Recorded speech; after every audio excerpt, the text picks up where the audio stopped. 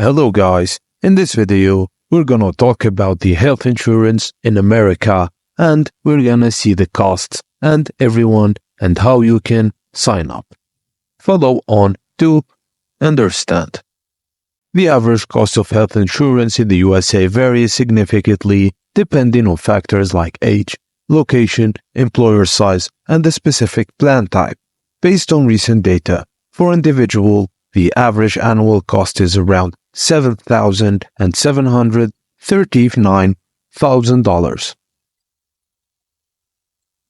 Around $7,739, or approximately $645 per month. For a family, the average annual cost is about $22,221, or roughly $101,852 per month.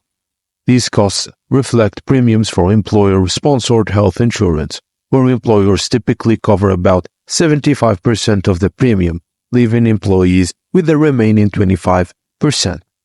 Additional out-of-pocket costs, such as deductibles, are also common. 83% of the covered workers face a general annual deductible, with the average deductible being $1,644 for individuals. These costs are typically higher for employees at small firms.